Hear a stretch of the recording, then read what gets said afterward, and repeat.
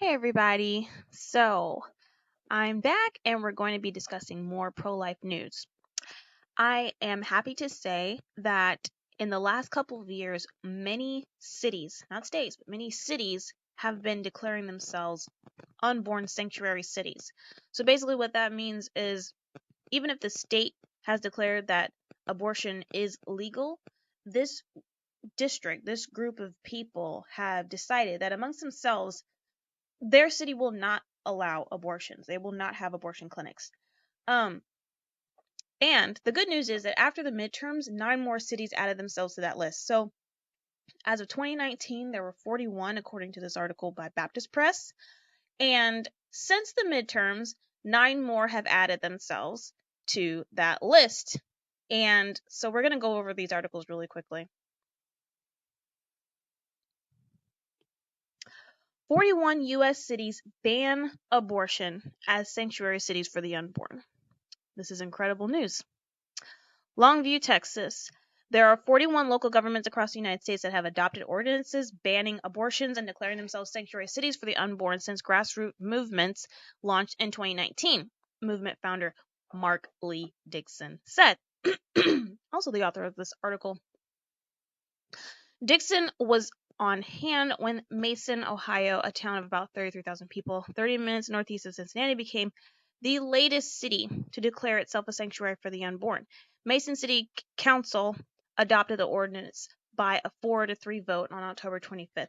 Now, here's the crazy thing. This kind of thing can change, right? So, an ordinance may be passed, and because of the mayor that's in office, this kind of legislation may be in good standing, and then of course he gets voted out, and all of a sudden the city changes their mind on the issue. But what I want to reflect on is the cultural impact that a pro-life push has built within the country. When Roe versus Wade was passed, 13 states as a group banned abortion without restrictions, except of course for the life of the mother. So yeah, this is a very pro-life country, contrary to popular belief. I think that this is an example of how a lot of Americans are not happy with abortions, such that within their own state, even if it's legal for abortions to occur, they want to group off their town as being complicit with that mindset. They don't want to be associated with a government that is authorizing abortions. And so they say, well, like Joshua did in the Bible, as for me and my house, we will serve the Lord, right? They're saying, as for us in this city, we will not allow abortions. I used to live in a city like that. So in Kentucky, in 2015, abortions are legal. You can do whatever you like up to a certain number of weeks. And in Lexington, that was the hub, and there were like abortion research studies going on at UK. But an hour down the street in Moorhead, Kentucky, you would not find a single abortion clinic, and you would be ostracized if you decided to build one. They would not let you do this because that town was incredibly pro-life. They were not going to have it. And this is something that is not unheard of. And so I think this is a very good sign. I think this is saying that there's definitely a culture shift when it comes to abortion.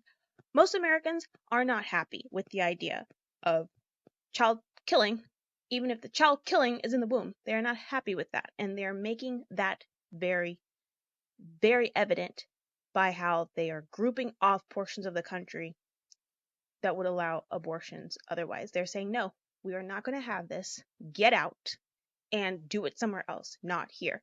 So I was really happy about this. I wanted to share this, and I want this trend to continue. I don't think that many people are okay with abortions, and I believe that part of the reason why abortion is even legal is because the majority is not speaking out and in unison on how to address the issue of abortion. There's a lot of diversity in the pro-life movement, but all that being said, the mindset is that we do not want the United States to be a locale for abortion on demand, and we are making that very evident every single day.